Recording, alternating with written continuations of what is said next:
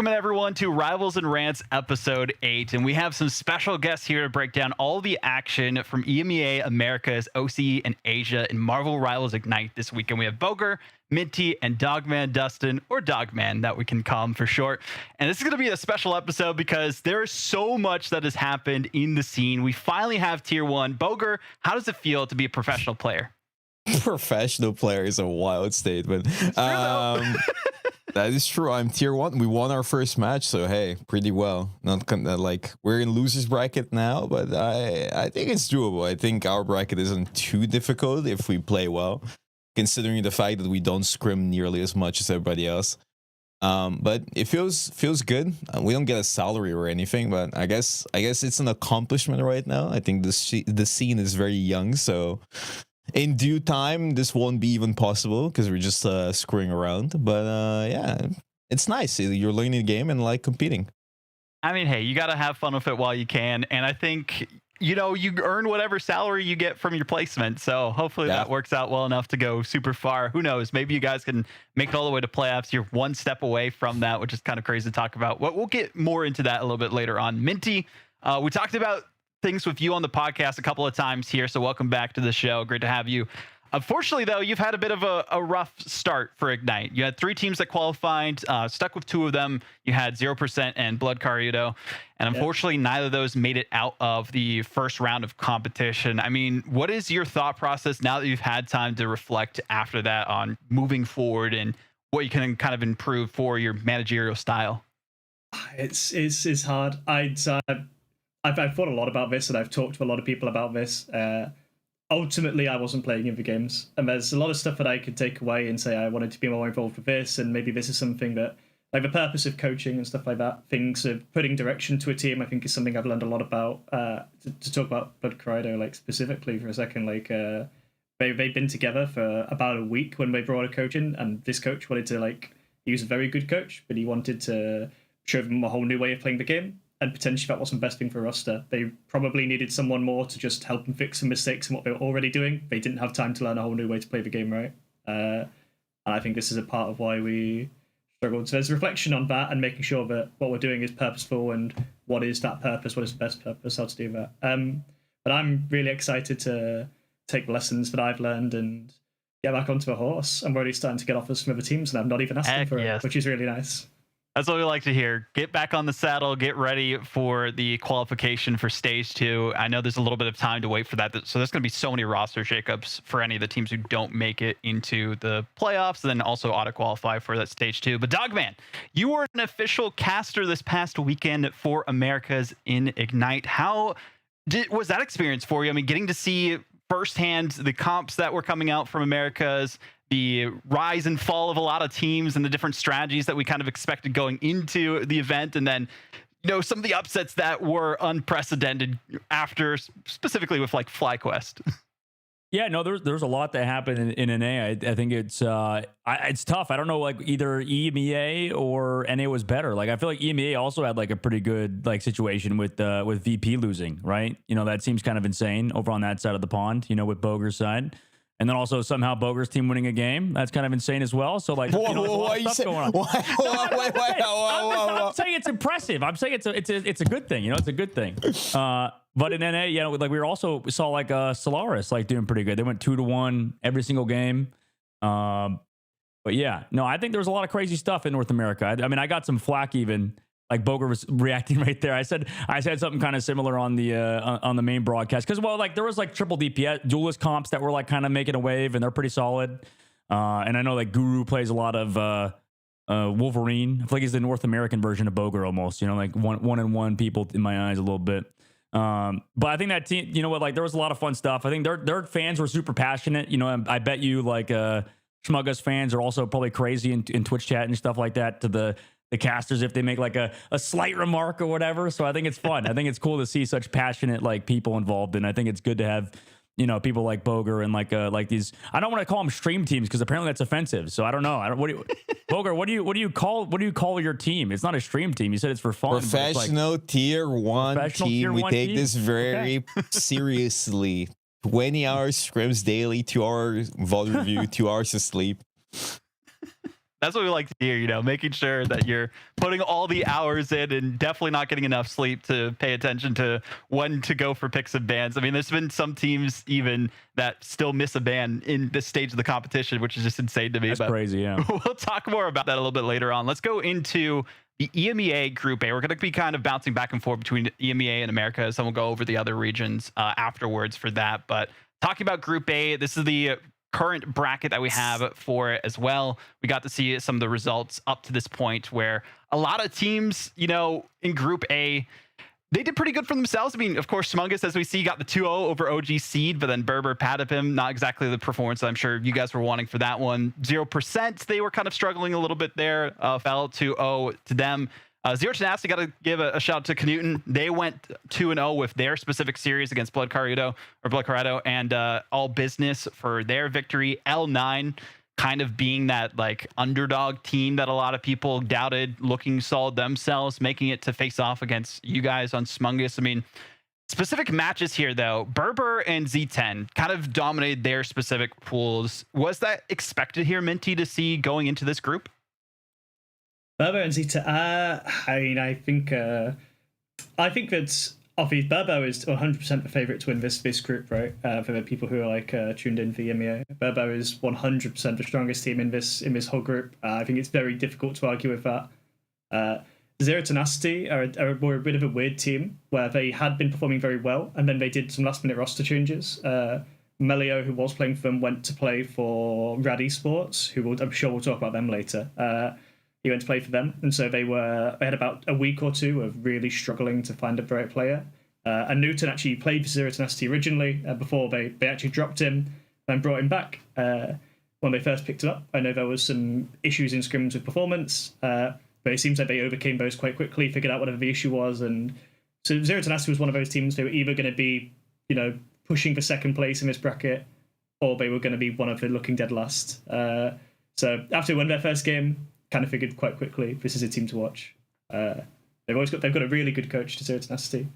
One of the very few, very good, gifted coaches in the MEA. He does a lot for that roster. Yeah, nice to hear that they have kind of things working out better for them than they did previously. And you can kind of see that by their qualification into the playoffs and into the stage 2. I know a lot of teams tweeted, oh, we made playoffs, but some of them might not even realize they made stage 2 already. Because again, if you make it playoffs, you make it into stage 2 for that as well, which is massive for a lot of these teams too. So they have to go for those qualifiers. These teams who are competing in this, of course, can't play in MRC, so they miss out on those 2 extra slots that are available for that as well. But one thing I do want to talk about here too, for you, Boger, I mean, Schmungus on top of the world, you got a victory over OG Seed, but you didn't do as well as you were wanting to, I'm sure, against Berber Patapim. Any specific like things you learned from that series on what you're going to take to your next one against L9? Against Berber at Patapim, it's kind of rough because they're kind of like Thanos in our group stage, right? They're our VP. Right, so that one was tough. I didn't expect us to win that one, I'll be honest.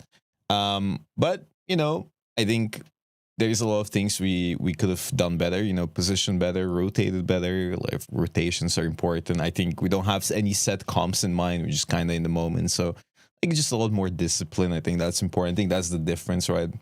So can I also point out how funny the names in EMEA are, like Schmungus and Berber Patapim. Oh, it's great. Yeah, so that's funny. But I think lower bracket is very doable, I'll be honest. Especially considering we 2-0'd OG. I think if we actually play as well as we did then, I think lower bracket is doable. Honest to God, I don't think we are winning against Berber Patapim unless we have like plot armor and insane like character arc. Like we just don't have the scrim time, or we don't understand the meta as much, and we don't understand. We just worse to them, right? But we can try our best, right? So I'm pretty happy with our performance so far. I'm pretty ecstatic that we even won one match. I think I DM'd SK and I said we won our match. And he said, "What?" Like all caps, you know. So yeah. Oh man, I mean, Dogman, like outside looking in, of course, from America's side of things, seeing that there's these like underdog teams that are out there. Not specifically Schmungus, you guys got to win, so can't call you guys too much of underdogs, but specifically OG Seed getting the victory over 0%, and then L9 getting the one over Blood Kariudo.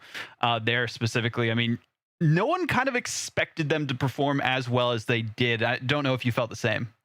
Yeah, no, I think I thought Blood Kariudo would have played better. Like, I mean, I watched all the games as well as NA. A little bit too much Marvel Rivals, I think, to watch, but I definitely watched those games, and I was surprised. I feel like, I don't know, it seems like a lot of teams are kind of like losing in the draft somewhat. Like, not to like use it as a cop out, but it does feel like Blood Kariudo, I feel like they could have just played better comps or something. I don't know. It felt like they trolled their protect ban system a little bit, and I feel like their players are a lot better than they really are. Minty, you looked like you're going to say something. It's this is everything that just sounds so familiar. Yeah. But we would do. Our coach wanted to do different things. We believed in the comps that we were practicing, but we were trying. It wasn't standard. The meta was. I gotta say, you might be right. I just hope it doesn't come across as personal. But I think if we just played. It's individually tough. very talented. It's hard because it's only a BO3, right? So you have like one map to like figure out what to change, and if you don't make that change, you're kind of screwed. So it's like, I don't know, like I feel like when we talk about Group B, like I feel like VP kind of like you could say Rad's the best team, but also I don't know, VP kind of also messed up in their draft. It feels like, right? So I don't know. VP.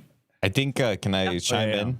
I think this ban system is amazing. I love the ban system they introduced in this tournament. It's because it breaks everybody's like idea on how the game works, because how different it is, and it really makes you think on how to actually do your drafts correctly to win. Because I feel like the draft is super important. Like for example, in scrims we tried to ban to protect Luna first. What happens is they just ban every tank and you lose the game, right? Yeah. So there's a lot of things you can do, and I think the first two bans are always the same. It's always Mag and Emma. I mean, Mag or Emma, and then Luna. Or Loki, that is like mandatory. The order or Loki, that they go. Right? So, but the rest, and the fact it doesn't affect everybody, I think that's amazing, and I think it really makes everything very varied. I think that's why we managed to even win, because like we can ban everything that's annoying to us and then play some random stuff, right? So I genuinely really like this ban system. I think it's really good idea from them, and really rewards good bans. Like it reminds me of draft phases in MOBAs, and I think that's a good path to take, especially when you consider the fact that this game is going to be releasing a new hero every month. We're gonna have so many heroes. I don't even know what they're gonna do. Like once they have 7 or 8 more heroes added to it, are they gonna like moonlight certain heroes? Or are they just gonna make it so there's more and more bans and saves, or how's that gonna work? There will be more and more bans. It will be like League or Dota. You're gonna have like 20 bans or something. Oh, yeah. Can I get like a contrarian opinion to this? I've had a lot of conversations about the ban system. I at first I kind of completely agreed, and I actually do think for competitive play, I do actually prefer it, especially as a viewer. I prefer it. I gotta say, I swear, having spoken to a lot of players about this, at least support and tank players hate it. From what I've seen, like in general, because they get targeted so much. Well, because in ranked, you go in. If imagine you're a support player, the best 2 supports in the game by far are Luna and Loki, and they never get banned in ranked, right? They're almost never banned. Luna and Loki get banned maybe every 10th game, but the other one is whoever is, if they're open, they are kind of pick or bat. They're must picks. So in ranked, you're practicing these 2 heroes, and you get to play them exactly 0 games. In scrims, but you can't, so it's almost a throw to practice the other things in there. Yeah, the same is true for Emma Mag. But like I can have a whole day where like if Mag's banned and I'm on Emma. That's super frustrating. Yeah, that's true. That's true, but I think it rewards a little bit more creativity. It rewards a little bit more flexibility.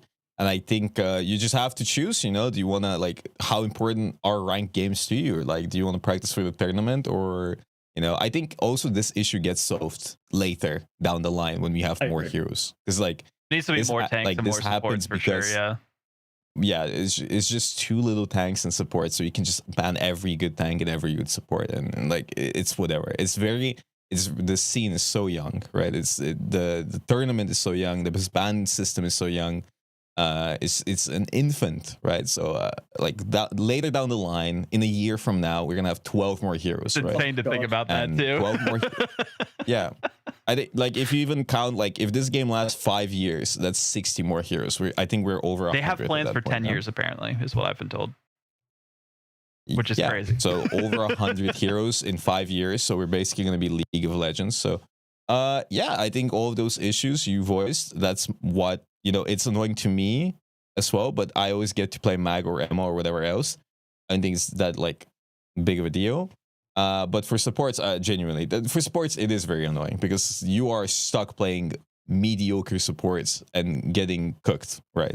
But it gets fixed. It gets fixed in. Well, before we move on to the Americas Group A, I mean, Minty, do you have any specific advice for Boger here about kind of what to expect with this L9 roster that they're facing off against? They seem to be kind of a wild card based on the way that they've been playing so far. I think a wild card's a really good way to put it. The stuff that, how do I say?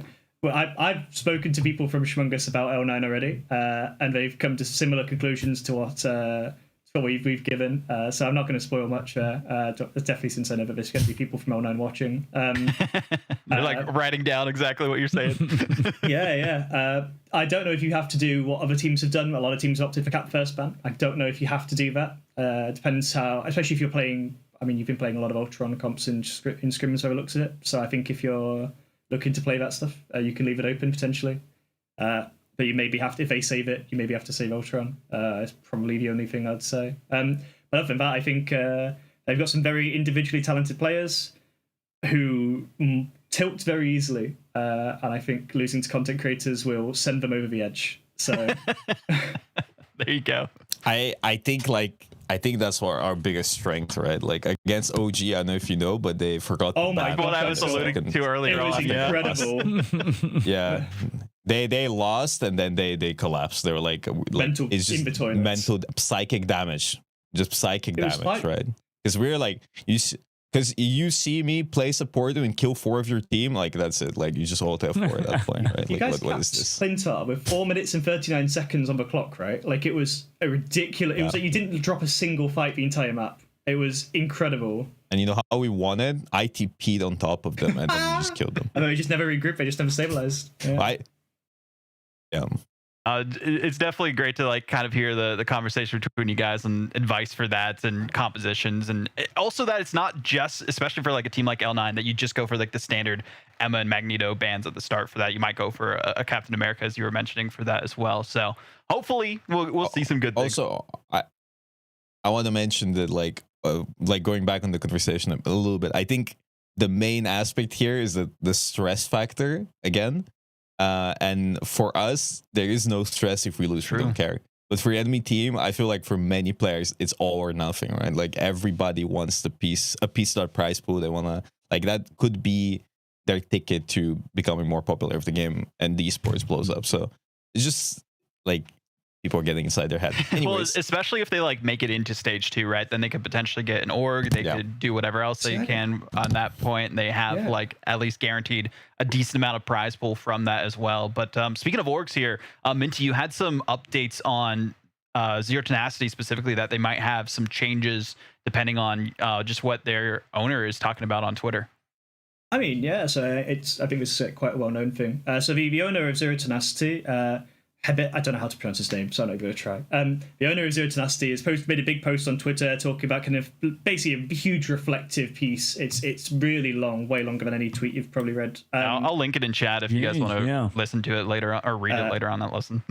He talks about some of the lessons he's learned from esports, and being a Serbian org, it's maybe hard for them at some points, but he talks about esports being this rigged game and how he's basically one of the big things with Zero Tenacity is they've really struggled this year because they didn't qualify to esports World Cup titles like they needed to, really. That's how most orgs are staying afloat right now. They're qualifying for EWC, and if they're in EWC, that's how they make the money back. And they didn't qualify for nearly as many as they wanted to. It looks like Zero Tenacity has been really built around this passion, and now they didn't get this year. They just didn't get results to back that up. And so it's a whole massive post that talks about basically how he's going to downsize them. He's going to downsize the org. They're going to focus on... the exact words is Zero Tenacity, or Z10, will narrow down to 3 main esports titles. Probably going to be an announcement about it soon. We will also have result-based projects along the curb. But the idea of this is to all in on these 3 titles. Make a name of the brand, because as of late, they're spread out too thin and too much quantity instead of quality. And they said, and they've made a lot of reference to Esports World Cup. Maybe just focusing on those Esports World Cup titles. I know for now there hasn't been any word about Marvel Rivals in that, but I know since EFG are helping at least on the admin side of things for this event, at least Ignite, that hopefully next year that there would be an announcement of them joining EWC, but that might make it so that the players don't have that support in between stages of Ignite if that does happen. There's 2 things for this. The first is to note that that it's not an esports World Cup title at this time. But that said, they also mentioned quality over quantity, and this is one of the best EMEA rosters. Full stop. They have one of the best coaches in the whole region. They have some of the most talented players who are consistently at the top ranks, consistently winning. It's a real contender for probably that 4th place in EMEA right now. Probably alongside Virtus Pro, probably being that 4th place spot. So if they are, it doesn't mean they're dropping Marvel Rivals. It kind of is, for some of the wording's a bit vague, probably to not give it away. But yeah, and in terms of Esports World Cup, is there any serious, sincere doubt this game's coming to Esports World Cup in 2026? I don't think there's any doubt that it's going to be at Esports World Cup next year, unless there's some like weird logistics stuff. It makes a ton of sense, especially because of like location-wise that they're based in China. There's a lot of Chinese games that are also in Esports World Cup that you don't really see in other competitions. So I would not be surprised if we see it next year. It just really depends on what their plans are for next year, because we still don't know about that specifically. But we can talk all about that in a future episode. Thank you, Minty, for just giving us a little bit of an update and insight to kind of what's going on for Z10, more of like the org aspects of that as well. But let's talk about America's Group A here. We're going to speed things up a little bit, at least while we go through these groups, and then talk more about the overall predictions for the first matches, at least for Americas and EMEA. So Looking at America's here. So some of the highlights we saw: Ego Def beat FlyQuest 2-0. Black Panther Venom represent. FlyQuest, they reverse swept Solaris to make it to tomorrow's competition. And I would arguably say that Solaris had the hardest bracket in Americas, maybe both regions, playing Envy and then FlyQuest and taking them all the way to 3 maps. Unfortunately, it wasn't enough for them, but Dogman, you had this player that you talked to as well on Ego Def that met you when they were 14 years old, and he posted this clip on Twitter. So let's listen to that real quick and then kind of get your reflecting thoughts on that as well, because that's just insane to think about. Samble, shout out. This was during Ignite after they won their series as well.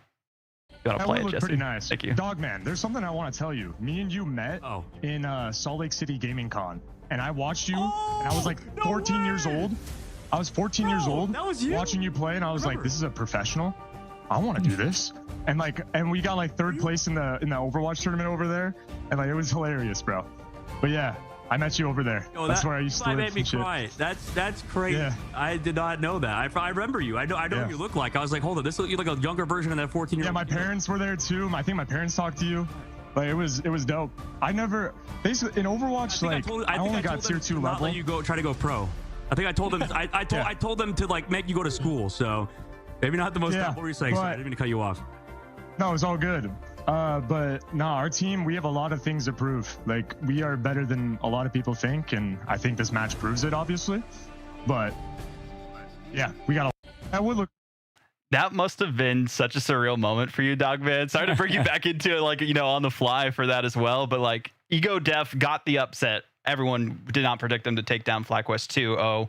And then, this player comes onto this interview, says, oh yeah, I met you when I was like so young and you inspired me to be a pro. I mean, that's gotta be kind of validating for you, right? That you've been doing the right thing on your path in terms of esports. Yeah, it's sick. It's cool, man. I mean, like, it doesn't really, that doesn't happen often. I just like some random ass kid that I met at Atlanta, I guess, and then now he's playing professional Marvel Rivals. So I mean, that's cool. It's cool that he gets to keep living out his dream and stuff and competing. So I don't know. I don't even think I'm that old, man. What the hell? Like, he was like 14 or something like that. You're like 50 years old, no, Dogman? I'm old. You're the same age as me, bro. You're older than me, aren't you? I'm 25. You're 25. What do you mean? I'm 26. I'm 1 year older than you. How old do you think I am? Go retire already, bro. You're one foot Listen, in the grave. You would have been in the same situation as me if you just made Overwatch League. You're busy streaming or something. Actually, at World Cup, I was sitting there. I went through the Finnish team to get signatures, and Vistala stopped me after they won versus Korea. And he told me, I don't know if you remember, but you were my first coach when I started playing Overwatch. And that was such a surreal moment. Like, I coached Vistala when he was trying to get into contender trials in open division when he was like a teeny little guy. So somewhat similar situation. So it is quite funny. Yeah. Yeah. Like the same thing, kind of. Yeah, it's crazy. Yeah, a lot of, and that's what I was saying. Like, I feel like there's so many pros that like have really interesting stories and stuff, and then like have like cool come ups. I don't know. It's more like I was like workshopping it, but definitely like there's a lot. I don't know. There's a lot of interest in like the path to pro situation, like the fact that a lot of people are grinding and just like kind of working their way out of whatever situation they're in. Because everybody has their own different story. Some people start from like really crazy backgrounds where, their families are like oil barons and have like so much money. And then on the opposite side, then you have like these like hungry Koreans who are like from like the poorest part of town. And then they have to like make it pro just to like pay their fucking parents' freaking parents' bills and stuff. So, okay, cool. Yeah. This podcast is explicit, by the way. So there is swearing that happens. If you listen to it on any platforms, you'll see like the E tag for it. So awesome. Yeah, it's good. No, but yeah, that was sick with him. And then, Ego Death as well. I mean, they have a crazy ass Black Panther player, like you said, with Self. I mean, that guy, I'm sure hopefully his social media is blowing up, because I think that he's like, for as good as like people like Necros are at BP and like some other guys are at like that hero like Light, there's some really good BP players, but that guy's like literally like a BP specialist. He just plays that hero so freaking well. It's hard to play that level, I think. Yeah, I was gonna talk to you guys about that too. I mean, these kind of off meta comps of like Black Panther, Venom that Ego Def played against FlyQuest, I feel like that's part of the reason why they were able to surprise them so much, because they just were not prepared for something other than what they're used to, and that hard dive composition. I know I was talking to Coffee, one of the coaches for NTMR or Nightmare, and they were just basically saying that, you know, teams like them just kind of go crazy and just snowball once they win a fight, but they lose so many fights, and then eventually they just get one good win, and then they're another wildcard team similar to Low 9 as well. So, I mean, this kind of off-meta composition, these teams that you could say ego challenge the other squads based on what we've seen so far, seem to be kind of shaking up the competition here, Dogman. Yeah, absolutely. I think that the off-meta stuff, like you said, with Z10 earlier in EMEA, I think they're like, they're running triple duelist and stuff. So like, I think there's a lot of, Necros, Boger's team's running the Spider-Man garbage. Yeah. So it's like, I mean, not garbage. It's good. Okay, but like, we don't run it. It's Necros going. It's a Spider-Man map, and then rolling out with Spider-Man, dying 5 times and swapping to Ultron. Yeah, exactly. He had game 1. He had like his best series of all time. He did pretty good. In the best game of his life. Yeah, best game of his life. But that's kind of how you play with Necros, right? He's kind of just plays a different game than everybody else. He's just like either Spider-Man or he's BP, and he's like hard flanking or doing his own thing, right? All of us are like this. Andrew with Venom and me with some stupid ass strange TP. I think that's like, it's because you practice against the same thing over and over again, and then we roll up and we do random stuff, and then it's just a bunch of streamers, and then it's like psychic damage, and then like if your mental breaks, you just lose the game. Like it's just because you're so used to the same thing over and over again. When you throw in the wrench inside the gears, and it just starts like it just breaks the entire machine, right? And I feel like in this game too, more than the game that shall not be named, the Voldemort of hero shooters. Like I feel like that people say, like, I think it was like TF2 is like a super mechanically skilled game.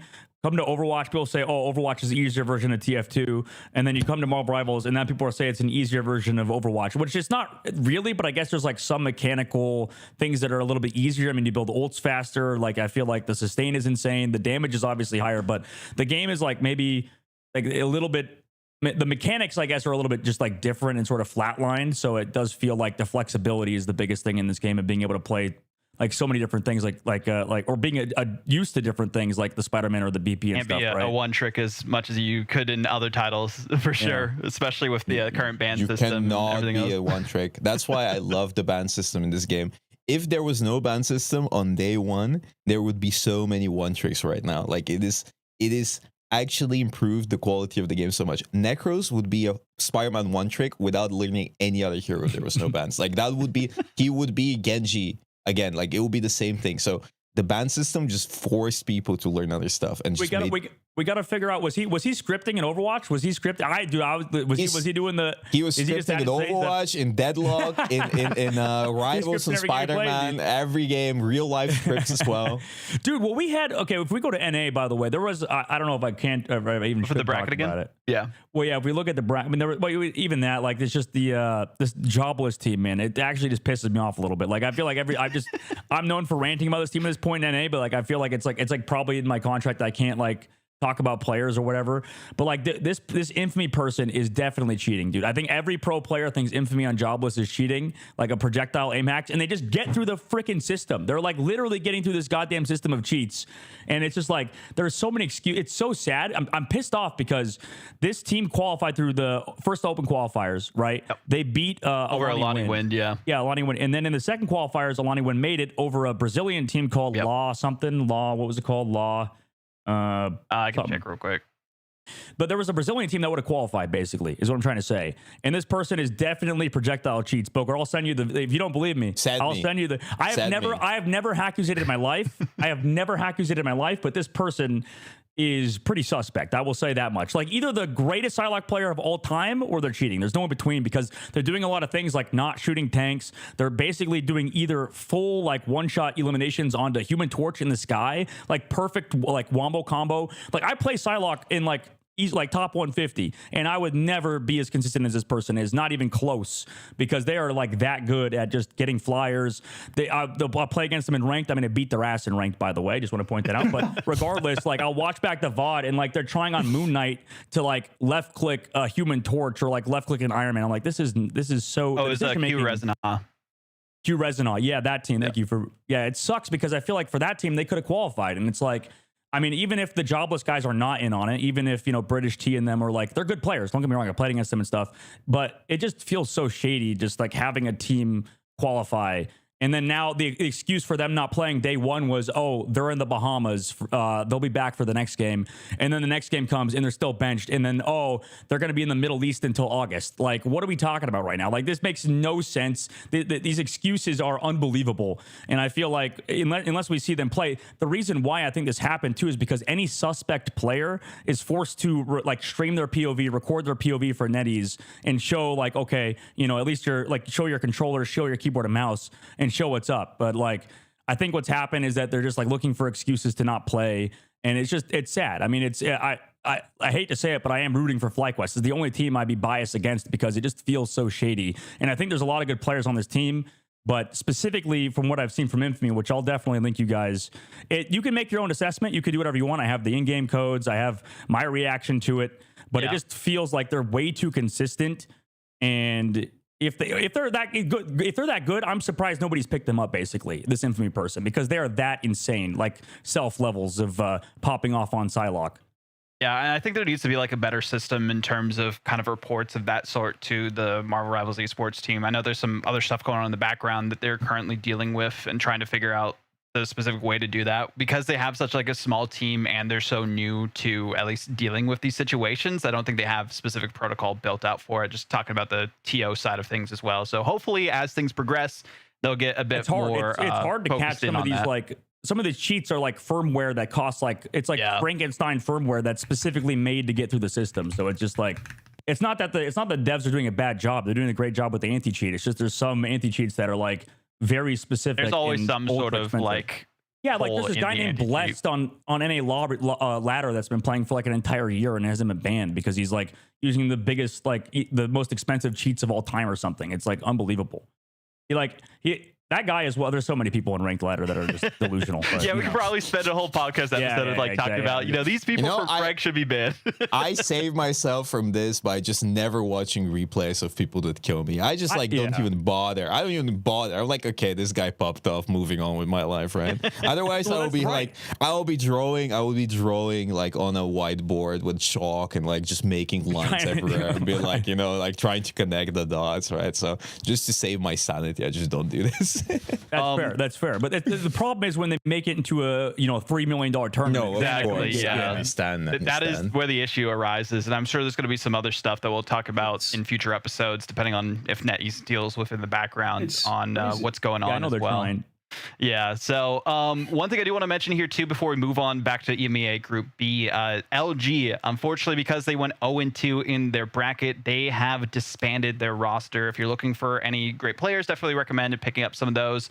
I believe Nash, also one of the managers there, unfortunately retiring because of this as well. I mean, seeing the tweet here, shout out to M Rivals Esports, collaborating with them on getting some polls and other stuff here. You might see tweets about the podcast in the future there as well. Yeah, shout out to Minty. But yeah, so these are all the players. Biggest of shout outs to all of them as well. Cynic, I think, is still looking to continue coaching. So if you're looking for a coach, Cynic used to be my coach. Oh, sweet. Any good news? Any good word to say about Cynic? What are your thoughts? He's a great coach. He picked like in Overwatch, the Revival roster with me, Aspen, some other people that I won't name. There's one person in particular, but maybe Dogma knows what I'm talking about. But wait, who? You got to call him out. Who is it? What are you talking about? Me, Aspen, Aspire. Oh, that guy. Yeah. So he just picked up a bunch of people and like coached. Like the people that stayed in the scene were pretty good until certain events. But he was a rhyme man. He was a what?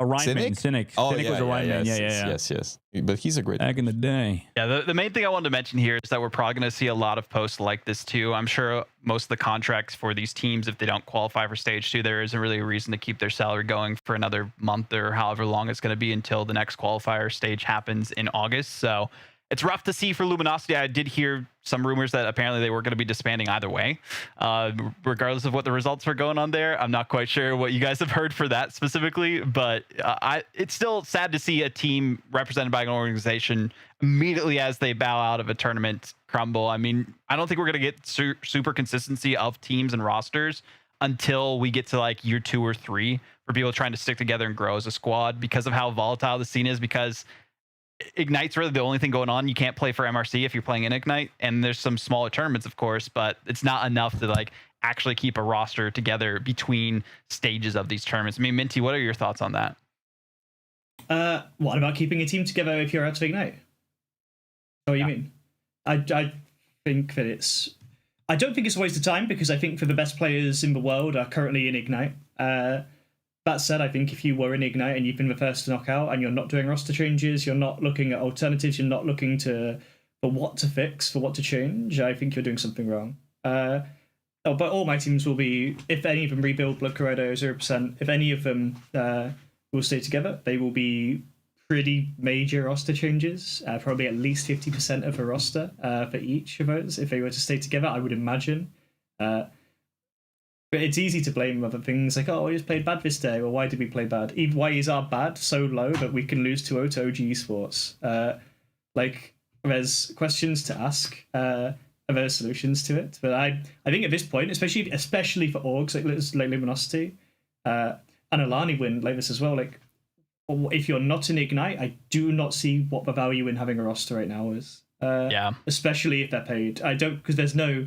Is MRC even going to get streamed? Because it's running on the same day. I think they're going to be streaming the finals just based on the schedule that they released for it. Who is but even nothing else. Playing in MRC? Can I be like, who is like? I haven't had a chance right to now honestly it's keep super up with free. it. I think double elimination starts this weekend, if I'm not mistaken, for it as well. So that's when we'll actually like see who the actual teams are that are decent in each region. For now, it's just been pub matches almost. I just think it's so free. I just feel like it's so free right now. But for EMEA, it's it looks like Ex Oblivion or Dawncore are probably the two best teams, and one of them is, I'm gonna call out Matty 1v9. He's the captain for Dawncore, and he's literally a hard Racket Raccoon one trick. Okay. He literally, and he's probably on the second best team, maybe a contender for best team in MRC. And that is just an insane thing to say to me. So he also plays Jeff, so he plays for two worst supports. Like, you mean best supports? Oh yeah, he plays the backline. Storm Jeff, come Listen, on, man. at least you can do a Storm combo with Jeff. Okay? At least you have that, right? We'll talk about the patch notes in a minute. Exactly. Let's get into the Group B here for EMEA too. Well, as I was saying, it's great to have these conversations and talk about things. The biggest thing for Group B, I think we could talk about is Virtus Pro finally losing a series, and it wasn't even as close as you would think if they did lose a series. It was a 2-0 sweep by Rad Esports. I unfortunately didn't have a chance to watch this, so those of you who did, I mean, what went wrong for VP? Why did they falter so much against Rad Esports here? Can I talk here? Because I played against, we scrimmed them. I think we were their warm up. They actually I've never been so smoked in my life. Like we played against them, warm up. It felt like back in the day I used to scrim sometimes, very rarely, Overwatch League teams. Like very rarely. That was the same thing. Like it was like they were actually playing the game. Because right now everybody's just playing. Very little teams are actively teamwork, rotating, thinking about strategies, synergies, whatever. Most of them just go and like do 1v1s and like try to diff mechanically. They were actually just playing Goats comp with Storm and Jeff and Punisher and just running it down and just killing everything instantly, right? And it was very organized, and they would sit in little corners and just speed into you and then speed out. It was great to see. Honestly, it was a beauty. So I think I didn't watch the entire match. I watched the second map. I think the second map, they just played better. I like VP just crumbled. Like I think they just like they didn't expect, like Rad were just so much better than them. I don't remember the exact bans. But I think they banned Psylocke. Rad banned Psylocke, so because they don't want Sparker to play it. And then I think on the opposite side, they let Emma and Psylocke get through, and then like Naga was playing Psylocke and they were playing Emma. I think every map nearly, and then it was just like for at least because there's only two maps, and they just smoked them with it. Like it was insane. They looked really good with that comp. Oh, VP got forced into 3 support comps apparently, is what chat's saying too. Yeah, they banned every support now, and they were forcing Adam comp. So. I don't know if you guys know about like scrim results or anything, but like scrimbox are a big thing. VP apparently has had the worst scrimbox of their life this patch. Basically, this patch has been the worst VP patch since Alpha. Why do you think that is? Why do I think that is? That's a great question. I think because the game is much more about DPS playmaking and they have a lot less negation tools that they can use because of the new ban system as well. And the game is completely changed in the way that it is played at the highest level. I think is the biggest things there. The DPS playmakers are the whole thing. Don't get me wrong, VPS are the best DPS in the world, but they also had some of the best defensive options in the world to stabilize and have chance to be very methodical. I'm kind of like, I don't know if this is a controversial opinion. I think that VP are the best team working together as a team right now. I think individually, they probably get individually. There's definitely players that are getting gapped, like on their role. Like, I hope that's not a controversial take. I don't think that is.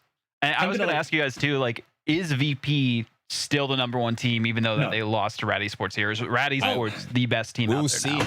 We'll see. Right.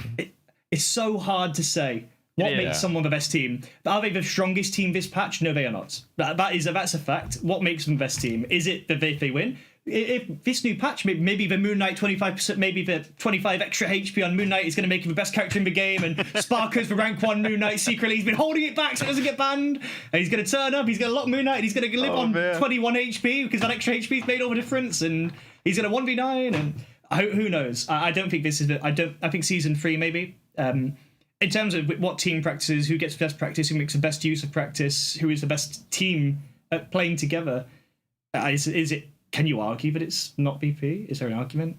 I think you probably could argue. You can argue, yeah. Like for VP, I think the reason they were dominating for so long is because many of them, if not all of them, are just ex-Overwatch League pros. Yeah. Right. And they've played together before, and they've played since the beta, and like many of them together, and they're just integrating stuff from the game, from Overwatch. They're integrating rotations, splitting around, taking angles. None of the teams do that, right? They just try to diff you mechanically.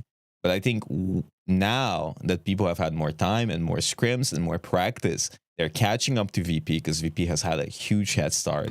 And I think VP is finally needs to actually upgrade. Like they need to move forward. They need to change something, improve in some aspects, because I think they've plateaued. So they've had no challenge for a while.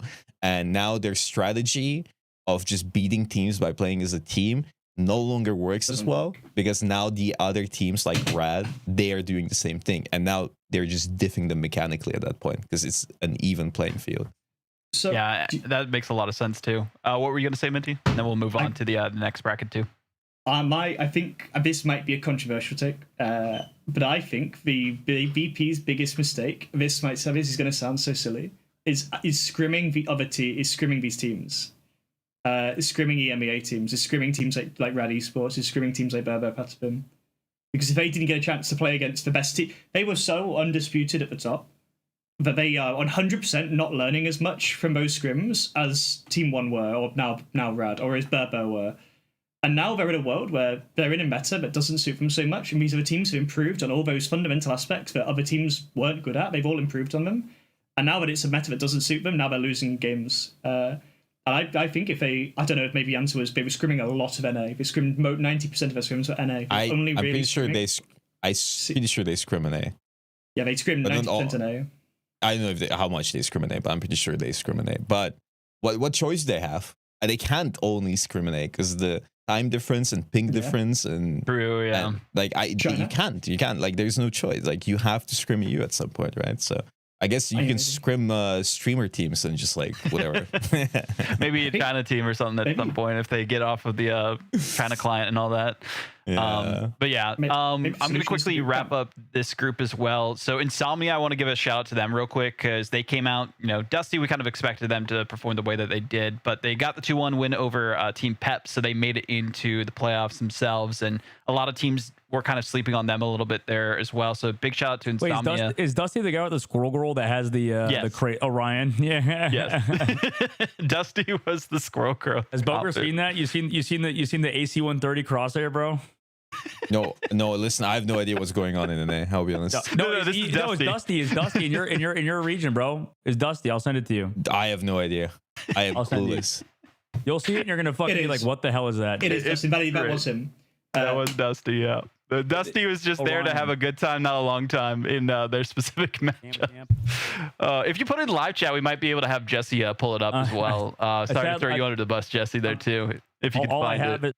All I have is shills for my own stream, dude. That's what I'm here for. You know, to suck the cloud out of your stream, Vodible. No, I'm just kidding. I just because he came in and clipped it from my fucking stream because it was just like, what the fuck? What the hell is that, dude? Yeah. It's literally. It's the most insane crosshair of all time, bro is literally a helicopter, like a Huey pilot. Is it actually what he uses, or is it just a meme? No, it's just on Squirrel Girl. He said it doesn't matter what you do on Squirrel Girl anyways, is what he said. So yeah, Doug, if you post it there, then Jess can bring it up on the stream here too, so that people can see it.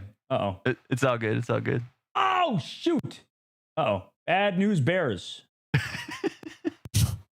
I've linked a lot of stuff in a Discord. I should not have linked it. Oh no. Bad news bears. Like Dogbody reminds me like an NPC character in a video game. What like the way he, what the fuck, man? like some random guy like from like a game that I've played in 2010 or something with like NPC, set in New York, and like this guy just walks up to you. He's like, shoot, bro. We don't need audio on this. We just want to bring up the video. Yeah, you can just play it in the background so we can see the actual crosshair for it too. Yeah, there we go. There's the crosshair. Isn't it a pro match, dude? Banger. Did they win? No, they did not. Sadly. Yeah, they got 2-0'd. The crosshair, the crosshair. It is W crosshair, everyone. W crosshair. Thank you, Jesse. Yo, low key though, actually, you know what'd be insane though? If in this game you could like make a crosshair from the middle of the screen to your character model, and then you could actually see like you could like do like the War Thunder thing where you could like predict, because everything's projectile, right? I mean, not really, but like because everything's from your character model, it like feels. Orion's in the chat. Shout out Orion. Who wants the code? Here, let's go. Let's go. Yeah. Who wants the code for that crosshair? There we go. He got a few kills, I think. He got a few kills on the Squirrel Girl. I respect Where's that crosshair? I need that. I'm putting down my Squirrel Girl. I'm gonna forget about it one day and whip out Squirrel Girl in ranked and just like get flashbanged. There's nothing else to see in this clip though. Yeah, exactly. Thanks, Jesse. Incredible. Shout out to Orion. DM them, message them on Twitch if you want the crosshair for that as well. Got to give another shout out to First Rays. They had another rough bracket too, similar to what we saw for Solaris. They had to play VP, and then they had to play Alcatia. Kind of a tough one for that there too, Minty. But to keep things moving along, let's look at America's Group B here as well to see the results for that too. The biggest, I'd say, thing here was Dark Zero going 0-2, lost the Nemesis. That was a bit more expected, but Tateki XD. I mean, Hogs was in Japan the entire time. Their org was in Ignite, and it's just rough to see that an org picks up a team. And Magnets, you know, they did well in MRC. They placed top 4. They beat FlyQuest then to get there and auto qualify for Ignite, and then going 0-2 here. I mean, how are you feeling about seeing that as like just a fan of these players, and also like seeing org representation? That's another org aside from Luminosity and NA that just didn't have the performance they were looking for. Oh, to me? Okay. Yeah. Sorry, I thought for some reason I thought you said Minty. Basically, yeah, with Dark Zero specifically, I guess it's tough because I like Hogs. He's a nice guy and stuff, and I like their whole team too. It's just it was the worst they've like looked. At least Team because I was formerly Team Magnets, and they got like top 4 in MRC, and they looked like a good team. And then I don't know, it's just kind of been a tough new sort of start. I mean, they had to play with Z Cube instead of Hogs, and that was. I mean, it worked, I guess, okay. But yeah, I mean, it's tough to lose to Techie. I mean, that team's solid. Like, there's so many good players in NA. I think, like, you can't really say, I don't really think you can really say what region's like the best region. I mean, obviously everybody's biased and you're going to say your own region's the best region. Yeah. But like, I think until we have an international LAN, we won't know. And for North America, there's a lot of top players. I think it has I've tried to find like which region has the most concurrent players. Like, but I don't know if you can find those stats. I think that's like held by Netties, I imagine. Yeah. So I imagine it's North America. I think this game has a lot of people playing it in North America. I think just by proxy of people playing the game, it feels like it's a very strong region just because, I mean, a lot of the top ranked players are also, I think in North America, just because there's more people to like farm honestly and stuff. So I don't know. I mean, there's a lot of crazy stuff, I think, and I think NA is definitely deep. I think there's a lot of good teams, a lot of very talented teams, and it's like how Boger was saying. I think there's like not many teams that are actually playing a very team-oriented game, and that's sort of what is like resulting in teams like I think Nemesis has been doing pretty good. They play very solid, I think, in terms of how they play as a team. SDX is actually looking a little bit better. I mean, I think they were not the like. I think their team has struggled like to sort of come together because they have so many good players, but they've just not been like a good team necessarily. And like it's the same thing with like Alani Wind. I think Alani Wind have like very good players. They had like 3 subs, right, or something like that. Yeah, they're a good team, but like I think or good players, but it's tough because I think North America is just such a hard region right now. And I think Dark Zero just I don't know, it's the worst I've seen Smash play. Like Smash is usually very good. The whole team is just not playing around their stars that well, I think, currently.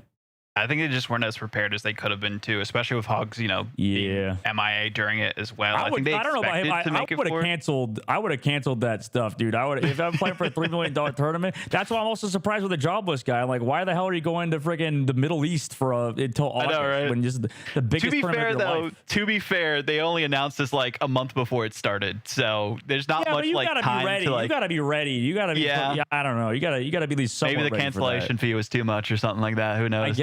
I mean, I feel like a month out, you could cancel. You could rebook your hotel and stuff. People they could sell it for more after you cancel. That's true. Really. That's true. I respect going to Japan though and enjoying yourself. I mean, hey, they'll probably qualify. Bro, you can enjoy yourself in Japan in a 5-star hotel with like 50 million pieces of sushi after winning that tournament. Yep. Yeah, exactly. That is very true. That is very true. Let's talk about the qualifying matchups that there are happening tomorrow, at least for Americas and for EMEA. We're going to be starting with EMEA schedule first for this.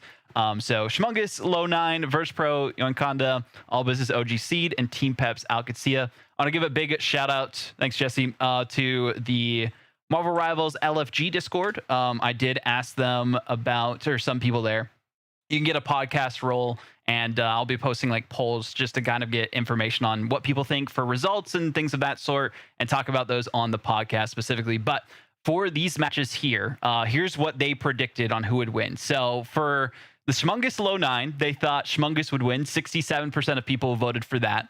For Virtus Pro, they said that it would be, I think that one hasn't ended yet. Actually, I accidentally said that one for 24 hours, but it was 90% of people thought it'd be Virtus Pro. Only 2 people thought it'd be Yonkanda for that one. All Business and OG Seed, they said 64% for All Business, so a lot closer on that one. And then for Team Peps and Alcatia, it was Alcatia for 62% on winning those. I mean, from our EMEA representatives here, does that kind of track with what you guys are thinking on who would come out on top for these matchups? How are we feeling about this one, Minty? Listen, our match. I'm sorry. I'm just for our match. It's like a casino roll. Like, I'll be honest. I have no expectations for anything. Like the fact that they voted 60+% is just like pure like propaganda right there. Like, I don't. Anything could happen. Anyways, go ahead, Minty. I'm sorry. I was just like, yeah, it's all good. And anything happens on the day, right? You might turn up and like your W key falls off and you're struggling, right? Like dumb stuff happens in tournaments. Like happens all the time. Someone turns up tilted or gets sick, and it happens, right? So literally anything could happen. L9 could all. Never mind. I'm not going to say that. Because they could all get very unwell or something the day before. Who knows, right? But I'm not wishing that on anybody. Love and peace. I think. Some of these games, I think, are there's going to be one really, really fun game to watch out of these, I think, and it's going to be Peps Alcatia. I agree, yeah. I think if there's anyone, I really hope this doesn't come across as rude if anyone from these teams is watching. If there is any doubt of Virtus Pro beating Yonkanda, I'm amazed by that. Yonkanda, I think, has some very, very good players on it. I think Mukmutter might genuinely be a real contender for top 5 EMEA DPS players. I think he's absolutely insane. Sylvie probably in that conversation for supports as well. I think those two are unironically some of the best in their role in the entire region. I think the rest of the roster potentially, maybe Black's out, the rest of the roster potentially isn't up to that level. I no hate. It's just my opinions. OGC, they're a team that's, I don't think you can underestimate them. I think that is something that people are actively doing. I think I've done this as well. You should treat all your opponents with respect. Same is true for All Business, though. A team that we hadn't seen since Season 1 MRC, but has come in and, they lost a map to Low 9, but they also won the series. they've who did they lose to? They lost to Zero Tenacity, was it? Who was it for which? All Business. I think they lost to Zero Tenacity, right? Yeah, I think so. Yeah. Which I think that's probably the number 2 team in their group anyway. So I mean, it's not a huge issue if they lost to them. I think they're not a top 2 team in their bracket. Potentially maybe one of the strong ones who can do stuff. They have the Tuesday factor, so who knows? But, a lot of people are just kind of debating on like, will All Business showcase the performance that they did before? And I think so far they've looked decent for that as well, but they still have some work to do. Was All Business I think I remember, if I'm remembering this right, was All Business the first team to ever take a map in an official off VP? I think they were the first team ever in an official to take a map. I can't remember. It was in season 1 MRC. I know Berber did out the map. Wow. Berber I don't know if they were the first. Berber didn't exist. Berber was. I think it might have been All Business then. Yeah. Yeah, because All Business Virtus Pro hadn't dropped a single map the entire of MRC season 1, and then it was the grand final. No, that's what it was. Place for second or something, or the place to qualify for the grand final. So you were playing the winners final. Spot. It was All Business and Virtus Pro, and I think map 1 went to VP, and map 2 it was Yggdrasil Domination, the Loki map. And All Business won it. I think they even won it 2-0, if I remember right. And I remember, because I remember the VP manager being in chat and being like, oh dear. Peps apparently took a map off VP and MRI, and they were the first, is what they said. Were they? Oh, in chat. Okay. Yeah. So shout out to Peps. One of the first, at least. Shout out Peps, yeah the old Peps roster with Timo on it. Crazy. Oh, yeah, actually, I remember that match. I remember when Peps, it was on the Spider-Man map, no? It was that was pretty... I don't know the name, the one that's currently in the game. Spider Island? Convoy, yeah, Spider Island. Convoy one, yeah. I think they lost there against Peps. Okay. I can see that happen. Oh, they said Leaf on Wolf versus them. Okay. Yeah. That makes sense. I think most of these matches I think are pretty cut and dry. Shmungus Low 9 could go either way. I personally also Bucky agree Wolf, that it's Shmungus favoured, personally. We've seen, you guys stream Scrim, so we know all the Scrim results. I think you've dropped 1 map to them in Scrims ever. Hey, listen, it's a very dangerous game. No. Very dangerous game. Hear me out. Yeah. They're obviously not playing their main comps when they're being live streamed, right? They're probably trying a lot of new things. Like, they're not playing what they would normally play. When they're being streamed in front of, Necros is getting, 15,000 viewers? You're getting, 7? Okay, those are big ass numbers. It's not.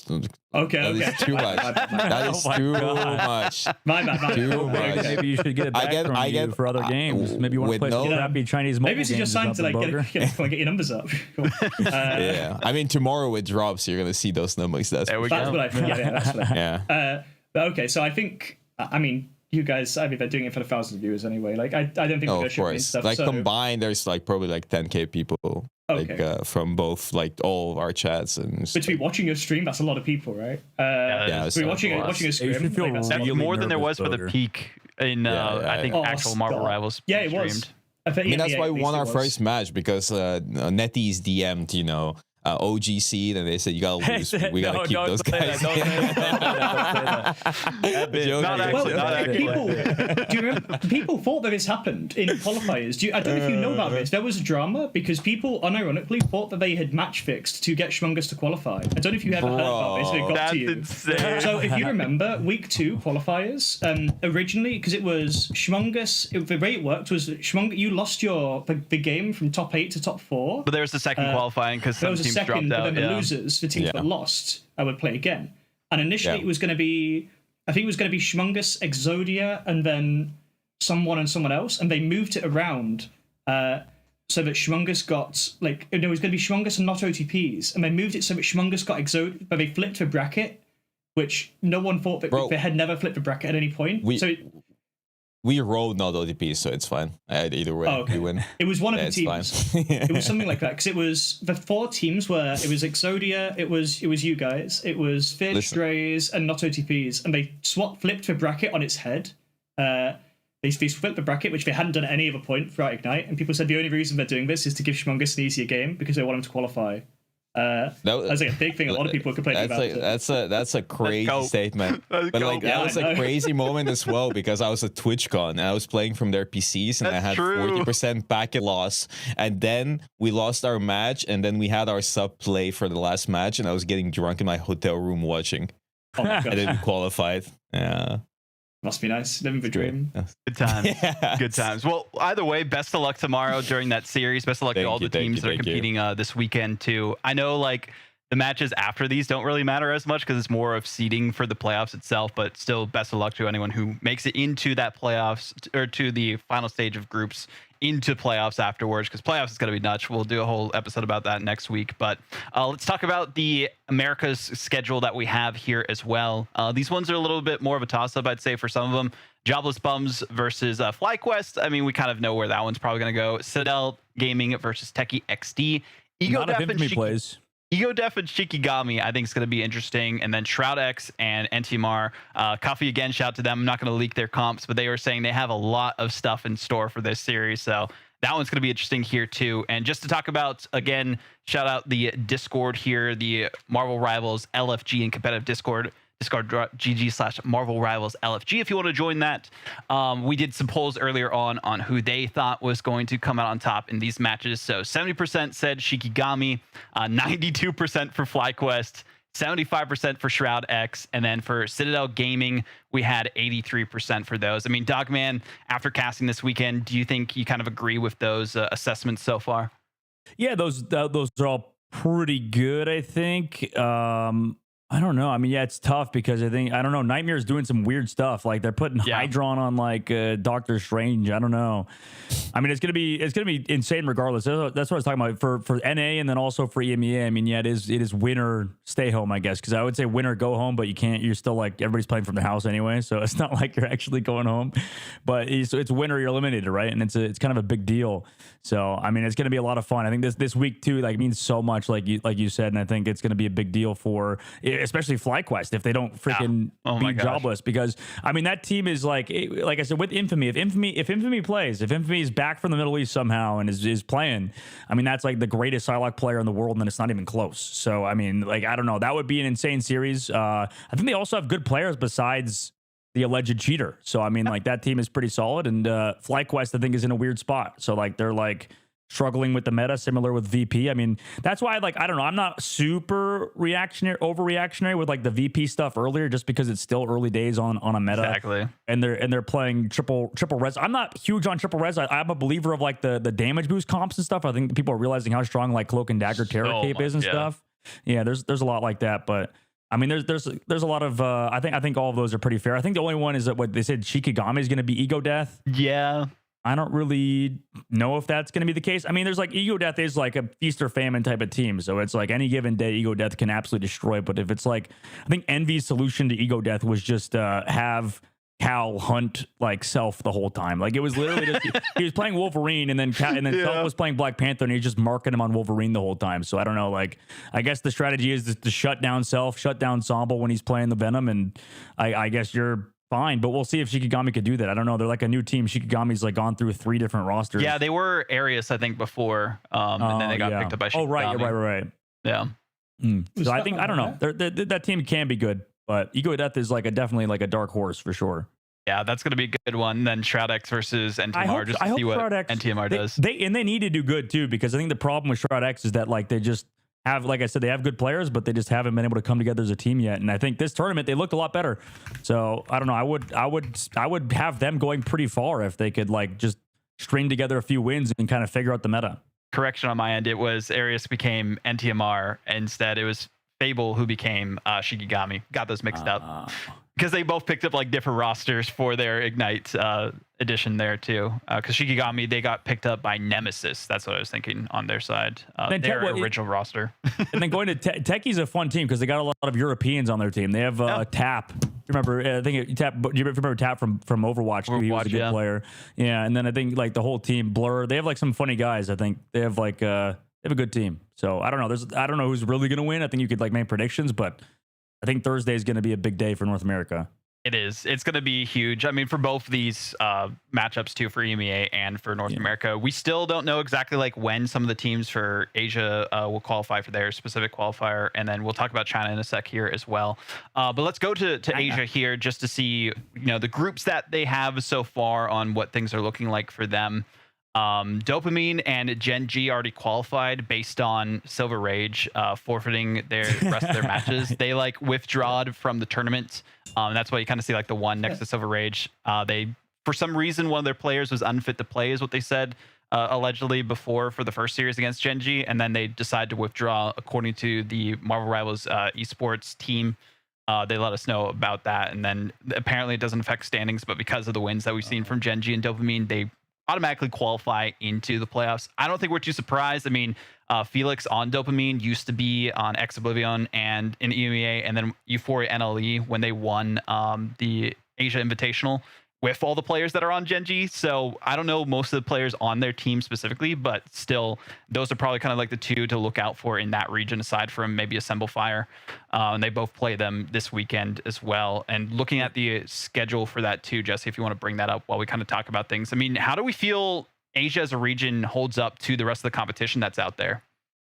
That's kind of an open question to anyone. They got some grinders. They got some dudes. I log on in the morning, 8 a.m., and they're playing North American servers. So like they're like, they're out there playing a lot of the game, and they seem good, but it's tough to tell like really how good they are because of ping and stuff. But yeah, I think everybody knows like you can't doubt Korea in hero shooters. So I mean, you don't want to glaze them too much, obviously, but there is like a reason why they've just been like the best region in Overwatch forever. I mean, it's not, the game isn't as big, I think, in Korea right now, but I think there's a lot of people realizing there's money in it, and they're just like, oh, maybe Xe comes over, maybe some of these old guys come over, and then you have a bunch of young talent in Korea that just grind like crazy.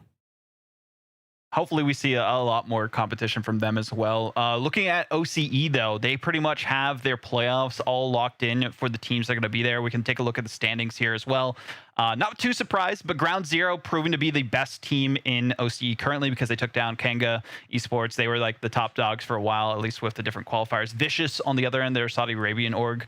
They also look pretty decent. And talking to Matzi, who's been in the chat before, one of the casters over there too, was just saying that we don't know for sure if it's potentially VC or Ground Zero that's going to be the team that wins the playoffs there specifically. But looking at this playoff bracket, allegedly, this isn't 100% confirmed. There's only one team from OCE allegedly going to mid-season. So Ground Zero, I think, is probably going to be the team for that based on what we've seen before. They took down Kanga. And looking at their bracket run, Bethany, I mean, hey, they made playoffs. Shout out to Bethany, but I don't think they're going to get top two there specifically based on the teams that are out here.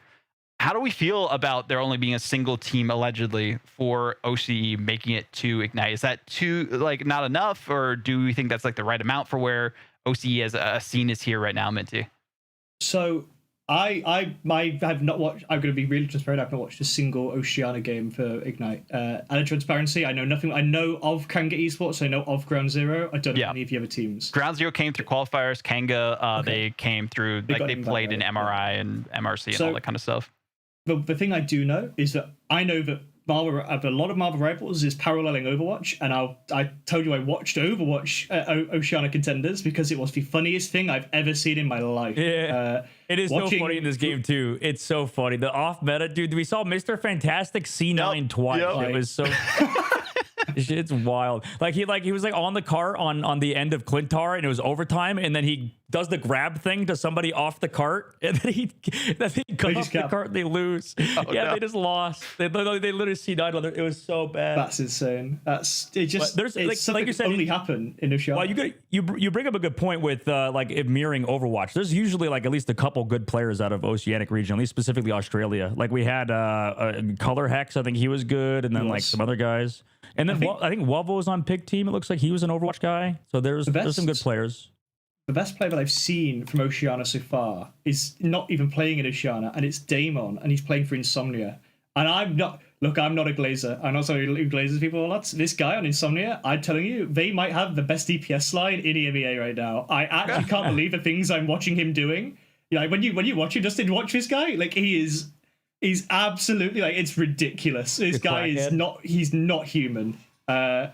I'm telling you, I went back, I watched these games, and my team, he was insane. He was insane on Wolverine. I remember that. Bro, my teams, they went to me. We have like really competent Wolf players, and they went, whatever you can do, I don't care who you have to bribe, do whatever you can. Get me any VODs where Daemon is playing Wolverine, because this guy is a monster. Like, what am I watching? I've never seen anyone play like this. Anyone ever. This guy's an absolute unit of a character player. So I think, I think that's probably the best person I've seen from Oceania in my eyes. Yeah, he's good. I mean, there's like probably a few more players like him out there. It's just they need to be like looked at and kind of given a chance, like he was, right? Like, I mean, I'm sure like if people are scouting, it's just hard to watch literally every single thing. Like you would like if we compare like esports to traditional sports, like in baseball, like there's like 20 scouts across like all of America going to like children baseball random games. Yeah. There's nobody going to like different internet cafes in like Korea and China and being like, this is going to be the next big pro. Exactly. How to come up with the new faker for Marvel Rivals is go to some random PC cafe where a kid's dominating Overwatch and be like, hey, do you want 50 grand to play Marvel Rivals? Come and play this game, maybe, and we'll see how you do.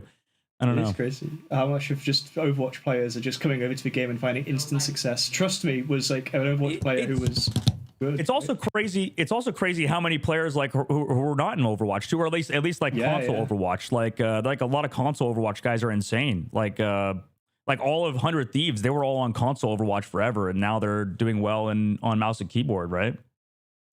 Yeah, that is true. There's a lot of people that came from console to even just play in Marvel Rivals. I mean, 100 Thieves, they were on console, at least for Mutants, before they became 100 Thieves and then transitioned over. Some people still on rollers, as people call them. I remember you guys having a conversation during the watch party. People were accusating TTK, apparently. He was one of those guys they made like have to record his hand to show he's on a roller. Oh, wow. Cringe Alarm, thank you for the raid. Oh, my goodness.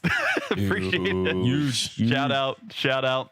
We're just talking about drop your primage. Yeah, drop your primes. Yeah, exactly. But no, appreciate that. Definitely do a shout out to Cringe Alarm on that one. Thank you. Shout out to, I think Jesse gave the shout out on that one. Our producer in the background, by the way. So let's talk about China here for a second. Then we're going to be talking about mid-season, some of the stuff that I've heard for that, maybe dropping some leaks. This is all alleged. We'll talk about in a sec. But these are the teams, the different groups that they have released for Asia or for China, and that's starting this week. They're also going to be on an off schedule, so they'll have 2 weeks of groups, I think it's 6-team pools for their teams to make it into their playoff stage specifically. We don't know how many teams from China are going to be making mid-season, but they're starting. They're going to be on, I think, Billy. That'll be streamed on. There's also going to be some coverage from different streamers out there that are going to be rebroadcasting that on their side of things too. So definitely recommend checking out. I think Mega Mulani from Dark Zero is going to be one of those people. I saw Ryan Central was trying to stream some of the. That's tonight, right? Isn't that tonight at like 8 Yeah, I think it does start tonight. Yeah, for this as well. I think it's the same time as Asia, if I'm not mistaken. You gotta watch, man. Yeah, so I definitely recommend checking that out. There's some really good teams. How is the China scene? That's what I was wondering. I mean, have you guys had a chance to see any? No, that was Minty knows. They were like OUG was dominating, right? They were, yeah. Yeah. So China is for some of the privacy laws and censorship laws, they're not allowed to talk about a lot of it, or they just avoid doing it. Right? We won't get into the politics of that. But so I've some of the stuff that I get to do. It's like some of the stuff I get to do. I get to work with some of the Chinese teams right now. It's really interesting to speak to some of them and see them. And we've got to scrim some of them as well. There was a lot of reporting, at least, that if there's going to be a team, and people thought if there was going to be a team to take down Virtus Pro, it would come from China. Was what a lot of people were saying at first. So I can 100% like definitively say that I think OUG might be like a real. I hope it's not correct. Watch me get proven wrong as soon as we get to land. I think OUG might be the best team in the Asia region total, if you count China as part of the Asia region. Yeah. I'm pretty sure they would beat any of the Asia teams right now. No disrespect to Gen G, but some of those guys are absolutely insane. But I think China is a region that continues to surprise, especially since no one can counter-strap them because you literally aren't allowed to play even in the same client as them. Exactly. It's a different client, totally. So you won't even know until you actually get to the LAN itself on how that stuff's going to go. You're worried you're opening Billy and watching their streams or something. There's only a few ways of getting any information. You can do. There are some people on Wikipedia stuff who have access to a Chinese client somehow or some way and are able to get results. There are some people who are recording. There are people on Chinese teams that are recording like POVs and uploading them and selling replays from like Chinese. It's like selling replay controversy. It's like Overwatch with selling Kevster VODs. Yeah, that was a real thing. Yeah. Oh god. Yeah. I know some of the people that are like one of the people that's on Team Haas is going to be actually like broadcasting their stuff, and they're promoting the scene as well as they can. They're the ones who actually gave us some of the information for this graphic. If we want to move over to the prize pool for that too, I have the conversions to USD. So this is $720 in local currency there, but for first place, $32,200 for USD, $16,000 for second place, $11,900 for third, $9,800 for fourth, and then it kind of goes down from there. $5,600 per team for fifth to sixth, $4,200 per team for seventh to eighth, and then $2,800 per team to ninth to 12th. So pretty decent prize pool for China as well. Nice to see that there's local support for them on their side of things there too. Just that there's these big prize pools available for them as well. And they have their own dedicated commentary team that they're going to have for that too. I think it's been linked when they're going to have like the actual official streams for that too. I know, shout out to M Rivals Esports. They'll probably have a link to that at some point as well. If they don't have it already, Minty, I'll send that to you from what I've seen. I think it's in that Ultron Discord that we're both in. That they talked about specifically where you can actually watch it aside from co-streamers. But yeah, shout out to NetEase for actually like making it available for people to watch this stuff, because as we were talking about, it's on a different client. It's weird times. They don't really talk about it too much, and we don't know if China is going to be as dominant as they are in some of the other scenes out there. I mean, Dogman, coming from Overwatch into now Marvel Rivals, do you think China's going to have like that leg up on the competition like they have before? Maybe, yeah, for sure. I think, like they always have the money. That's the big thing about China is they always have the money to compete. So it's like they'll buy the best players if they don't have them. So if they're playing with a lot of Chinese talent, maybe they actually have the best players. I don't know. I mean, there's a lot of good players that played Overwatch in China as well. Like that was the one team that ruined my our playoff run on Atlanta Reign. They beat us when we went to second round, and then freaking Hangzhou Spark beat us. So rest in peace. Hate that team, but I went to Hangzhou. Hangzhou's great place to go. Screw that Bebe guy. No, he's actually we're cool. We're friends, but I think I don't know. Like China has good players, man. Every region. That's what makes the land so sick and so exciting, because I think it's like because it's been so long. Marvel Rivals has been like people think, oh, Marvel Rivals released this year. But it's been like it released, a whole year. 6 months. Yeah, no, but it's been a year since the like alpha, beta. Like the alpha in the alpha and the beta. Yeah, exactly. So it's like we've been like waiting for this for like so long. It feels like so it's sort of like a very long edge until we finally get to see who the best team in the world is. So I kind of want to talk about this. This is all alleged as well, but from what I've heard through the grapevine, the LAN for mid-season is going to be in China. From what I have heard, this isn't from any official sources. It's just through the grapevine for that as well. And according to these teams as well, there's going to be 3 NA squads, 2 EMEA, 2 Asia, and 1 OCE. We don't know how many teams are going to be from China there as well. Apparently it's confirmed according to Canute, so shout out. It is confirmed allegedly on that. I haven't seen it tweeted out yet. I don't know if they just did, but in terms of like official posts of it, I know they've talked to teams about it specifically, but how do we feel here, Boger, about like America's having more teams available to them than EMEA does, and not quite knowing how many teams from China are going to be, it being in China for the first LAN? I mean, what are your thoughts on that? Well, China for first LAN makes a lot of sense if that's true, and America having more teams coming in just makes sense because there's so many more orgs in NA. I think like how many orgs do we even have in EU? We have VP and then who else? V10, like, Brad, I guess. Brad is an NA org though. Yeah, but my point, I feel like FlyQuest and Sentinels and whatever else, and Thieves. You want more of these guys, right, on stage, because that is hype, that is money. Alcatia, that's true. Yeah, it's unfortunate how EME always gets like kind of shit on. It's just unfortunate. Like I feel like it's like sort of. Because there's so many good players in EMEA, and then it's just like, all the sponsor money goes to NAT. It was the same thing in Overwatch. It's just like it's just like Overwatch and Marvel Rivals isn't as popular here as it is in NA, right? If you look at like other games, then it's very different. Counter-Strike or Dota or like I know the League scene really, but it's just the nature of the game and the genre, right? I mean, so it makes sense. Different. It's different for Overwatch. Though. It's different. So then why does Necros get the most viewers then? How does that make sense? He hit rank 1, bro. He hit rank 1. He's literally like the best player in the game, to be fair, most of my viewers are NA. I think like 40% are NA. Yeah, I'm not surprised. Yeah, would make sense. Watching while they're at work and stuff. They're grinders. Yeah, damn, dude. What the hell?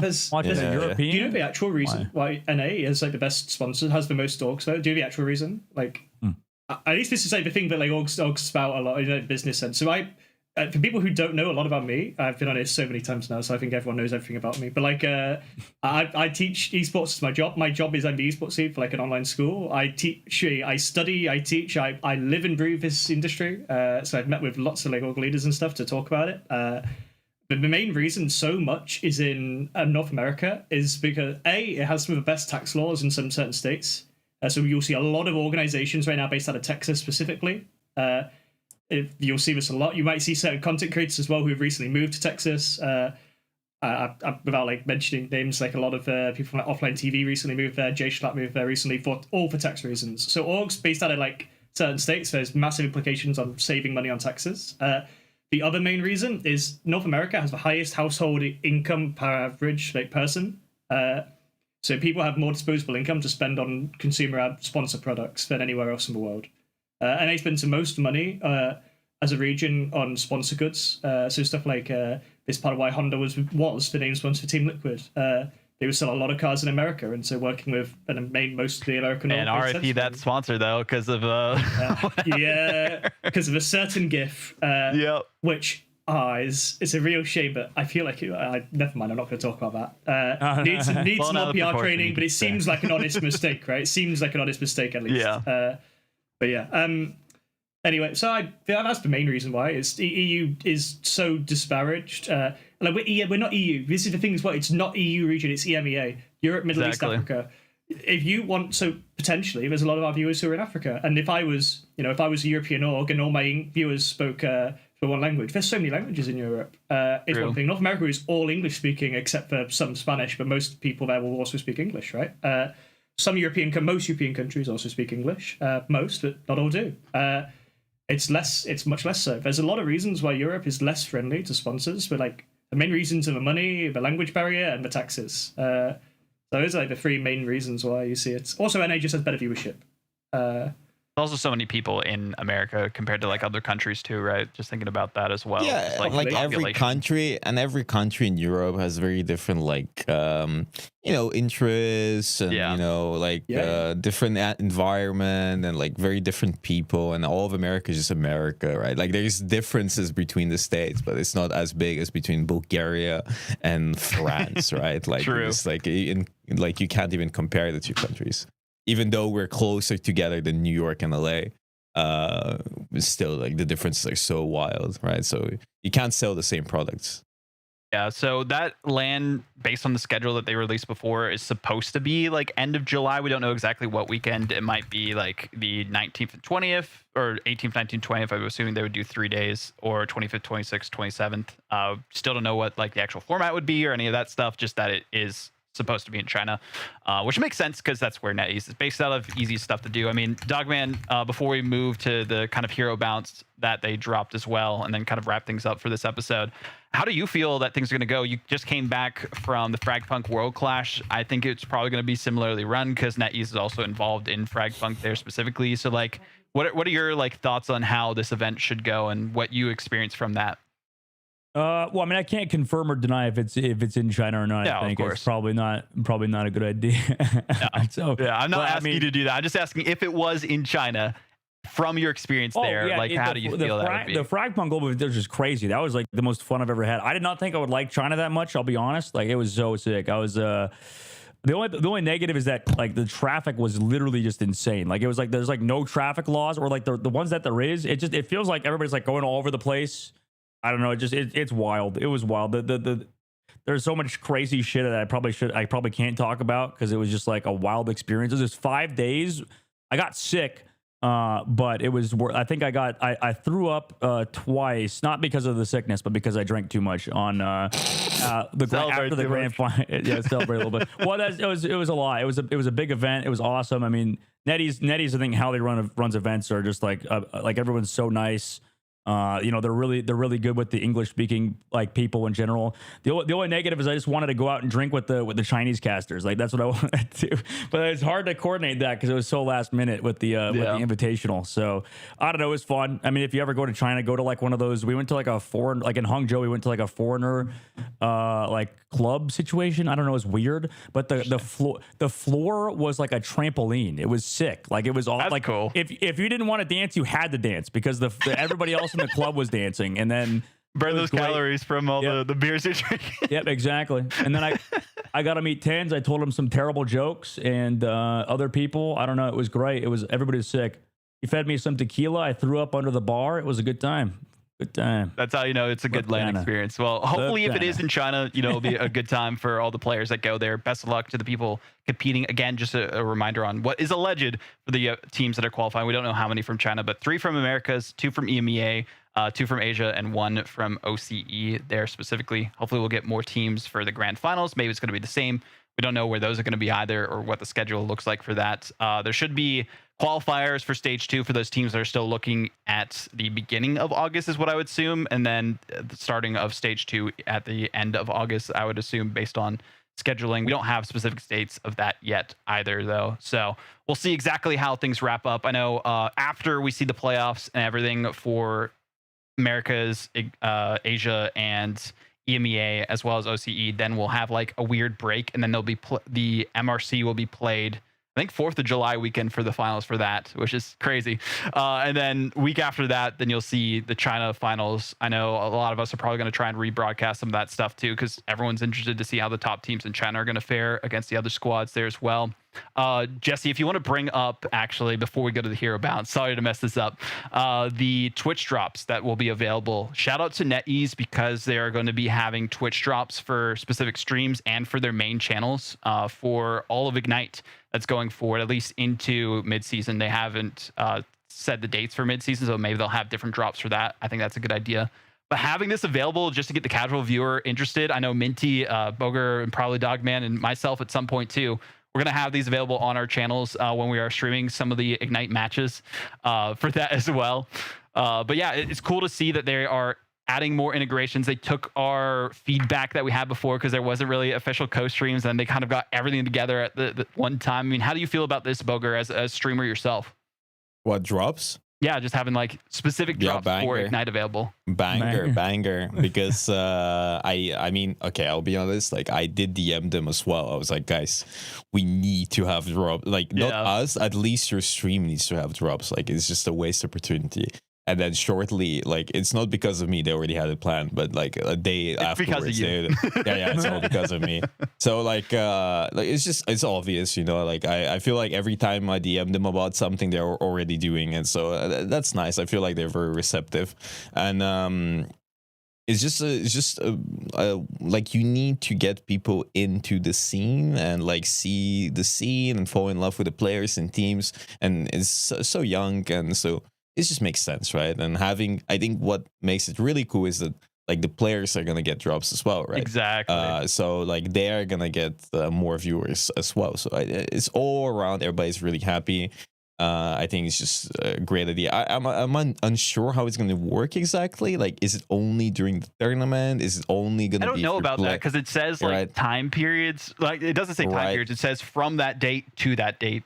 Yeah. So I assume if you are an approved channel during that time, then you'll have drops available. Yeah, but it doesn't make sense. That doesn't quite make sense, though.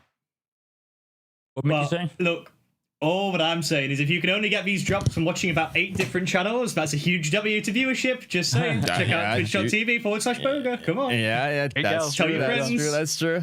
Yeah. Tell your friends, tell them to bring their Twitch Prime subs. Come on. Max ads, guys, you know how it is. Max ads. Oh God! Every hour watch 20 minutes. Shout out in the chat too on Twitch.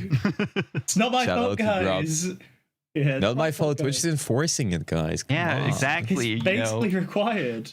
Gonna have drops in every title for anyone who's watching the stream and everything like that too. So real. So real. It's gonna be a good time.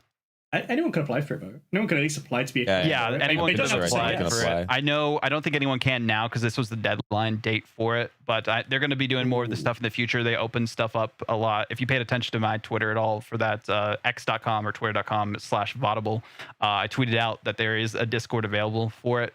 Fortunately, right now, not available anymore because they had to close things off before they submitted the list of people to that as well. But let's quickly go through the hero balance here. I don't think there's too much that's really going to affect meta. I just want initial thoughts from you guys before we end off the show. Thor's getting a little bit of a quality of life adjustment. I think that's a big change. I think that is a big change too. Yeah. So you can kind of like cycle your abilities a little bit faster than you could before. I mean, do we think this is going to make them better than they are currently?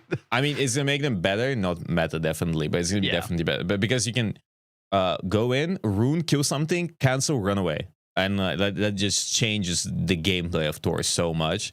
You can poke, you get pushed, you can cancel, you can run away. Right now, you just press it, you're like a target, and it's so easy to kill you, right? So I think it's really changed up how the character works. It makes it very fluid. And I honestly, they should add more things that you can cancel in this game. Like there's so many things that you just commit to, and it just doesn't make sense. I don't have anything from the top of my head, but this was one of them. Just canceling it just makes the character, adds more depth. It does. And it makes it more fun to play and doesn't really break it or anything. I think some characters are really fast and fluid and nice, but then some characters are so sluggish, and Thor was one of them. So very much glad so, they did it. I liked playing Thor a lot when the game first came out, and then just like I realized I probably shouldn't play Thor if I want to actually have a good time. Looking down at the duelist changes, Moon Knight, as you were kind of mentioning before, Boger, has a little bit more health. Star-Lord, they have a bit more effectiveness at mid-range with some less damage fall off on their end. Storm, their Omega Hurricane, has a little longer for the ultimate to be charged. And then there's a couple of different team-up changes we'll talk about in a second. But I don't think this is going to change too much. I know it'll make things easier for a lot of teams, just kind of timing things in terms of Storm's ultimate, but it's still just so effective, especially with that Jeff NATO team up, depending on the composition that you're running against it. How do you feel, Dogman? Yeah, probably not. I mean, maybe the Storm one, it's going to turn into like the new Luna Snow almost a little bit. Like the character's still good. It just feels a little like long to build ult. And then Star-Lord looks like pretty good. And then I think Moon Knight's probably better off not being meta just because the character could be kind of I mean, I was a Moon Knight abuser. Like it was crazy back in the day. It was especially so with the bug with the ultimate. Like my god. Yeah, it was ridiculous. So I mean, that character's probably better off just like staying out of the meta. As much as I love that character, it's just a little maybe too easy. And then also, I mean, I guess Bucky can be like in a similar kind of tier of character, but I don't know. Moon Knight was definitely too broken. And then, nothing really changed, I think, now, though. Yeah, so looking at the team up changes as well, Hawkeye getting a necessary nerf to their team up, a little bit less effectiveness, less time that you're stunned out. That you can still shoot through whatever you want in the world for it. I know Knuten was a menace with a lot of series that they played on Hawkeye with this specific team up. I remember seeing them kind of like save Luna just so that they can make sure that they have the Hawkeye team up here. Yeah, shout out to Knuten in the chat for that as well. And then there's a couple different changes that they had for the other team ups. Let me just bring it up myself so I can see the other ones as well. Got to scroll up. There we go. The other team ups. So Jeff NATO, the time required to devour enemies was increased by 0.3 seconds. So basically made it take longer for Storm to get their ultimate, and you don't get swallowed as quickly by the Jeff NATO from before. So there's more time for you to kind of escape for that as well. I think that is a necessary change. I don't think it's going to completely nerf it. I mean, how are you guys feeling about those changes with Jeff NATO and with Storm's ultimate? Whatever. Like, I'll be honest. I mean, the Storm gets banned a lot because the Jeff NATO is quite annoying in ranked. But like, I think those are good changes. I think there should be any. I mean, it is counterable, but in ranked it's uncounterable most of the time because sorry, Boger. You can finish your thought. I was gonna say that like it is definitely counterable, and in scrims we can counter it because we're all like playing around it. But in ranked you can't play around with around little Timmy who's not even listening, right? So you're just gonna get wiped every fight, and it's just not fun, right? So those changes are, I think overall the changes are pretty good. Yeah, I kind of agree. Oh yeah, sorry, Vaughn. Oh no, you go ahead. I was going to talk about the no, one after. I was just gonna say I feel like people like overreact to these changes, or like to just like broken stuff, like the Luna Snow with the Hawkeye, just because like the devs, they do be changing stuff like pretty often. Like every 2 months we have like an entirely new meta, and like some team ups get removed. Like I wouldn't be surprised if Jeff Nano's just not in the game, you know, in 2 months or whatever. Like like the good thing about this game compared to like Overwatch is that we were stuck with like a meta for so long because the devs were like, first of all, not giving players the agency to ban. I mean, that's exactly like huge, first of all. And then second of all, the fact they just like, we're like, hey, we can make a balanced game, guys. And then it just turns out, no, we can't make a balanced game. Just like couple characters are good, and that's about it. And then in this game, it's like, even though some characters like slightly off meta, you can sort of make everything work. And just with like the team ups being changed all the time, like I said, it just feels like even if it's broken as shit, it only broken as shit for a couple months. Like, I mean, maybe or even like a couple weeks too, if there's nerfs like this that come out. Yeah, and then like people, like the only difference is like, I guess like Groot was probably too strong for a little bit too long, and then I guess Mag is still pretty freaking good since the beginning of the game, basically. But even he's kind of fallen out at the very beginning of the game. I don't know, like changes happen, you know. Yeah, I mean, I remember Bucky being like a must pick for like so many teams, and now we haven't really seen it that much in this season, comparatively to like a Punisher as well, because Punisher, you know, people were so upset after the team ups were removed, and then they're like, oh, they're actually still really good, especially with the ammo changes and the damage boost for the season. I don't know why they gave him 50 HP. I don't know. It's kind of crazy to think about that as well. But for the Rocket Network, I think this is more of just for those kind of ranked warriors that were complaining about this team up between Penny and Rocket, just because of all the different spider nests that you can put down, making it so you can't do that as often. I think is good for that, but we haven't really seen that too much in top tier play for that as well. So the changes are, I think, decent, but nothing too crazy. I know season 3 starts, you know, after MRC in July. I think July 11th was when it was supposedly going to be starting, according to some of the leaks out there. I think it's I mean, like, I have nothing confirmed, so I'm going to talk about it. But like, I'm pretty sure every new season starts on the 11th. Like, so far, that makes sense. Yeah, I feel like that is what I remember. I feel like last season started in the 11th, and the season before that started in 11th.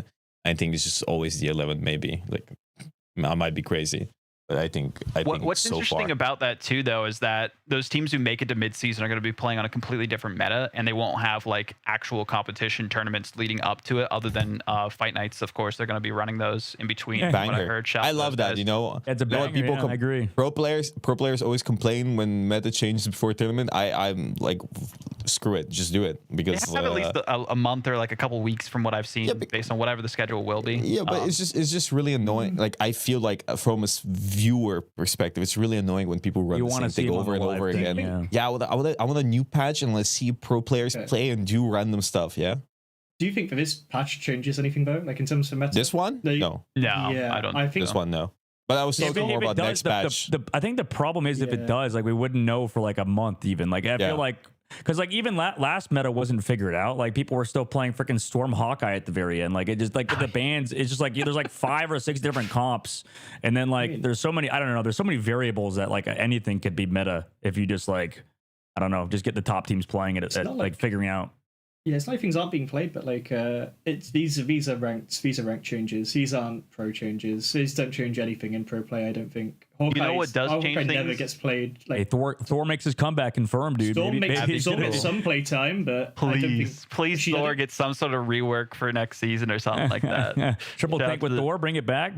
Shout out to the Thor mains. What I want to say is that this might be some new meta that we saw earlier on in the chat from Orion with their crosshair. Minty got sent a clip of someone using his crosshair in it's like something similar to it, at least with different colors here. So you guys can kind of see this is not the new meta whatsoever.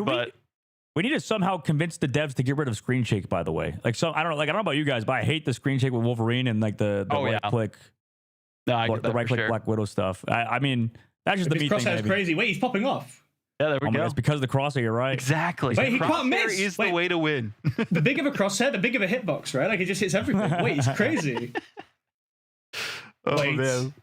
Well, shout out. I think this was Mbaku who sent this in as well for that. But again, that's most of the time that we have for the show today. Do you guys have any final thoughts or shout outs or things of that sort? We'll kind of go down the line, starting with Dogman on this one. Any thoughts of the Marvel Rivals scene in general? This is your time to soapbox before we send things away for the episode.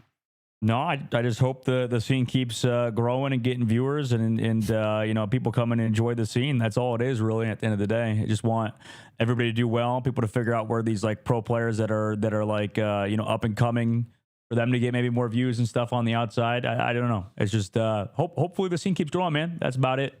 That's all I want. Heck yeah. We want the scene to grow. We want people to be interested in the esport. We want NetEase to continue to support it. Everything of that sort. Minty, what are your thoughts? I think that Ignite's had a bit of a troubled start. They didn't advertise it a lot before it came out. I'm very focused on the esports scene right now. And I think that as long as they keep listening to feedback, Boga mentioned how receptive they were for feedback that we've given them as well, as like players and managers, etc., like EU people that I've spoken to, has been mostly well received, and they've made some changes based on it. Like originally they were going to reimburse players for LAN, for example. They said you're going to pay for it and we're going to pay you back. Now they've changed the tune from what reportedly, from what I've heard from people who have been contacted about LAN, and they've just been told it's going to be paid for. It's not going to be reimbursed, because there are teams who couldn't pay for it and then wait for it to be paid back. There are teams who just don't have that money. So it's really good that they're being receptive to feedback, from what I'm told, and making the changes to allow people to compete, and it seems really positive. I think it's going in a good direction. Bit nervous for the future, especially for Europe, but who isn't? But I think things are going in a nice way. So well done, NetEase. Shout out to NetEase. Shout out to the players. Shout out to the team. Shout out to everyone who's been watching. Boger, shout out to you as well for being on the podcast. Thanks. What are your final thoughts for the day? I think esports is really important about like for the growth of a game. I think one of the reasons why League is so popular still, and Dota, and why Fortnite became so popular is because the massive prize pools and the massive tournaments and the pro players, that there's so much content and there's just like great storylines and things to talk about. So I think cultivating a good esports is really important. So I urge people to support the Marvel Rivals Esports scene, because, you know, a bunch of new players and everybody wants to make it and everybody wants to like be the next Faker and stuff. Yep. So like I do want it to grow. I want to see big numbers in like a year or two. I want to see big tournaments in EU and A everywhere. I want to be there. I want to hang out with people, get drunk with Dogman again. So a lot of exciting stuff. So you know, I'm excited. I hope everybody playing doesn't like. I think the most important thing is to have fun, right? Because I think when I tried to go pro, I just didn't have fun with it, and it just made my performance as well worse, right? You can't force it. So just have fun, and like don't forget to do things outside of playing video games all day long. And, you know, listen, guys, don't take it too seriously. Yes, you can't please. Like don't take it too seriously. It is a game, right? So like it's not the end of the world if you lose against a streamer team. Okay, so that was directed at L9 for that one. But yeah, thank you guys for being on the podcast and everything. Biggest shout outs to Just Staying Alive for staying alive during the whole podcast and making this a possibility. Shout out to the LFG crew there as well. ! Discord. So you guys can join in on the action. Oh, that's not how you spell Discord. There we go. Join in on the action. We'll be having more polls for the other podcast episodes that we're going to be doing in the future. Shout out to Rivals Esports, collaborating with them, Minty, and you guys that are helping with that as well. They're posting a bunch of clips on this, so I got to give the biggest of thanks to them for helping with the coverage and expanding their team for making sure every region is covered there too. Shout out to NetEase for them being super receptive to the feedback that there's been so far. I mean, they've changed things, updated things. I know, like, yeah, we said it was a rough start too, but it's been getting better a long time. And as they learn and improve, I mean, this is year zero in my mind, and it's just going to continue to get better and better. Hopefully we'll have EWC in the future, roadmaps, things of that sort, dates lined up in the future so people can kind of plan a bit better. And in-person events, whenever those are available for crowds, are going to be amazing for this game too. I can't wait for it as well. But we do have to give a shout out to Knuten here too. Dogman, he wanted you to see this clip of his Iron Man play. Oh, no. So, you know, he wanted to show this off. He just wanted your opinions on it. What's he doing? Is it the crosshair? Is it another freaking crosshair or No, something? it's not a crosshair. Oh, no, yeah. This is from the tournament. Yeah, I remember this. That was great. And then he teabagged, too. He humped at the cloak and dagger at the end. There we go. Oh, my God. Shout out to Knutton for the 4-piece on that one. EU is sick. I love EU, bro. I feel like EU is like the best region. I love NA, obviously, but, it's like low-key is constantly underrated, man. I love EMEA so much. EU best region confirmed here by Dogman. I do want to give a big shout out here too, real quick, to Rivals MENA. They're trying to put on some tournaments for that region as well. They have, I think it's a $1,500 prize pool tournament that's going on. If you want more information about that, you can go to their Discord as well, which I just linked in at the Twitch chat for that too. Almost forgot to mention that at the end of the broadcast. But thank you all for tuning into episode 8 of Rivals and Rants. I've been Vodible. We've had Booger, Minty, Dogman, Dustin. They'll be live throughout this weekend in all the different competitions. Make sure you tune into their channels. On everything else, shout out to Serious Notary in the chat there too. If you're a player that's looking for any team, 2AM Esports, Serious Notary, message them. They're looking for different roles. They're looking for a coach. Shout out to there as well. Almost forgot that. Thanks, Notary. Thank you all for tuning in to episode 8. Sorry it's been so long-winded. We'll see you on the next one. Enjoy the competition this weekend.